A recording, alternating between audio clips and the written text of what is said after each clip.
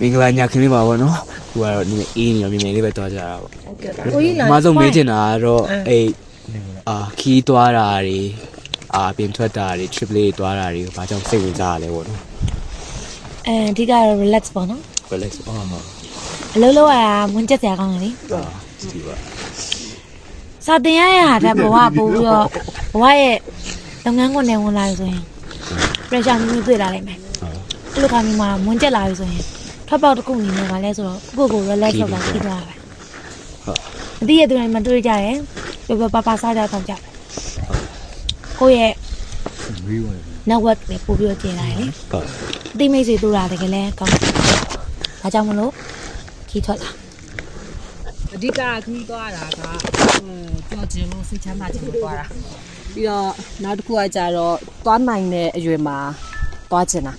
ဘာဖြစ်လဲဆိုတော့တချို့ဆိုလို့ရှိရင်ကွာလူငယ်ပေမဲ့ခီးသွားတာမကြိုက်တဲ့သူလည်းရှိတယ်ကြိုက်တဲ့သူလည်းရှိတယ်ကိုကြတော့ခီးသွားတာကြိုက်တဲ့ထဲမှာပါတယ်ပြီးတော့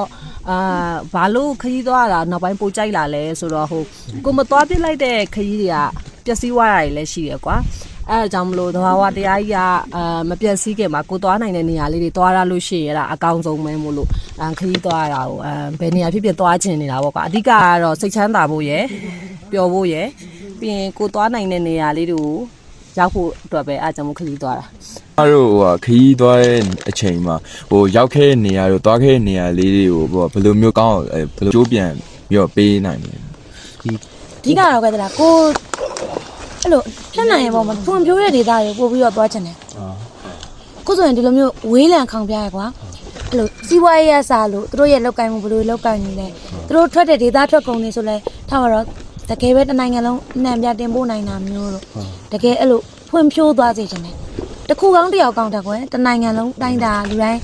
တိုးတက်ကြရင်ဖွံ့ဖြိုးကြရင်ပိုကောင်းမယ်ဆိုစိတ်ရှိရင်အဲ့တော့ပတ်စံရှိလို့တော့မဟုတ်ဘူးเนาะဒီလိုပဲလာရင်ပြူရင်လည်းသူတို့ရဲ့ဒေတာထွက်ကုန်တွေဝယ်သွားတာမျိုးပဲဖြစ်ဖြစ်သူတို့စီကနေဒ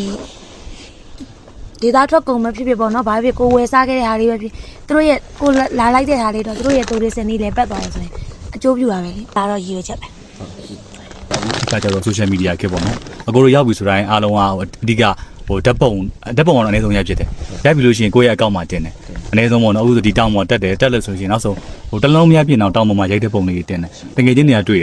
့တဲ့ခါကျတော့သူတို့ကလည်းသွားချင်တယ်ဆိုပြီးတော့ပြန်ပြီးတော့လာတယ်အခုဒီခီးစဉ်ဆိုလည်းအဲ့လိုပဲအကိုတို့လာလို့လည်းအခုဒီမှာဒေသခံတွေကအလုပ်ကိုင်းခွင့်လန်းရတာပေါ့နော်အဲ့လိုပဲအကိုတို့ဒီတင်တဲ့ post တွေကိုတွေ့ပြီးထပ်လာခြင်းတဲ့သူတွေရှိတယ်အဲ့လိုထပ်လာတယ်ဆိုလို့ရှိရင်လည်းဒီခုနကပြောသလိုဒီဒေသခံတွေထပ်ပြီးနောက်တက်အလောက်ကန်ခွင့်လန်ထည့်ရတာပေါ့နော်ဒီကတော့ကိုတို့အများကြီးဘာမှလုပ်ပြရတော့မဟုတ်ဘူးကိုယ်တိုင်သုံးနေတဲ့ social media မှာတင်လိုက်တာပဲအဲ့ဒီဟာကနေပြီးတော့ဒီ data ခန့်တွေကိုတွေ့ဝပြီးတော့အကျိုးပြုတယ်ပေါ့နော်အဲ့ဒီဟာလေးကတော့အကိုအမြင်ပေါ့နော် ဒီလိုမျိုး social media တွေကိုအသုံးပြုပြီးတော့ကိုသွားခဲ့တဲ့ခရီးတို့ကိုသွားခဲ့တဲ့နေရာလေးတွေကိုတခြားသူတွေကိုပြန်ပြီးတော့ဘယ်လိုမျိုး promote လုပ်ပေးနိုင်လဲပေါ့ ခုနပြောလို့ပေါ့နော်အကိုဆိုလို့ရှိရင်အခုဒီ travel blog တွေကိုစိတ်ဝင်စားလို့လုပ်ကြည့်ရပေါ့နော်လုပ်တဲ့ခါကျလို့ရှိရင်အကိုမမရပြောမယ်ဆိုရင်ဒီနှစ်ကြိုက်တီကိုပေါ့နော်အကိုသွားခဲ့တဲ့ခါကြိုက်တီကအရင်တည်းကဒီခြေလင်တက်တဲ့ခြေလင်ခီးဆိုတာရှိတယ်ဒါပေမဲ့အဲ့လောက်ကြီးကိုခုနပြောသလိုအရင်ကြီးမပေါက်ခဲ့ဘူးပေါ့နော်ဒီကြိုက်တီကိုဒီလိုသွားလို့ရဆိုတာဒီနှစ်မိုးရင်းမှာကန်ကောင်းတာလည်းပါတယ်ဒီကြိုက်တီကိုပေါက်မဲ့အချိန်နဲ့လည်းကန်သွားဆက်တာပေါ့နော်အကိုတို့စပြီးသွားတယ်ဒီရန်ကုန်ကအဖွဲ့နဲ့အားလုံးသွားပြီးတော့ဒီ social media မှာရိုက်အကိုဗီဒီယိုပေါ့နော်ကြိုက်တီကိုခြေလင်တောင်တက်တယ်မိုးရင်းမှာဆိုတင်လိုက်တာဗီဒီယိုကဒီ3ရက်အတွင်းမှာ1 million ကျော်သွားတယ်ကျော်သွားပြီးနောက်ပိုင်းမှာနောက်ထပ်အကိုထပ်ပို့ပြီးတော့ popular ဖြစ်တဲ့ဒီ blogger တွေကအစအကုန်လုံးကိုသွားကြတယ်ဒီကြိုက်တီကမိုးရင်းဆိုလို့ရှိရင်ပုံမှန်ဧည့်သည်လုံးဝမရှိဘူးဒါပေမဲ့ဒီနေ့မိုးရင်းဧည့်သည်အများများတယ်ပြီးတော့နောက်တောက်လျှောက်ဒီတောင်တက်လမ်းမှာရှိတဲ့ပိတ်ထားရတဲ့ထမင်းဆိုင်တွေတောင်ပြန်ဖွင့်ပြီးတော့ရောင်းလို့ရတဲ့အထိကိုဖြစ်သွားတယ်ဒါကကိုတို့ဒီ social media ကိုအသုံးပြုပြီးတော့လုပ်ပေးနိုင်ခဲ့တဲ့တစ်ခုပေါ့နော်ကိုကလည်းအဲ့လိုကြီးဖြစ်စေချင်လို့လည်းတင်တာမဟုတ်ဘူးရင်လည်းပြောမယ်ဆိုတော့ကိုယ်တိုင်ဘလော့ရိုက်ထားတာကိုပြချင်တဲ့အနေနဲ့တင်တာပဲဒါပေမဲ့တရားကြီးကပေါက်ပြီးတော့တွေ့ဝိုက်ပြီးတော့တကယ်ဒေသခံတွေကိုတကယ်အကျိုးပြုသွားတယ်ပေါ့နော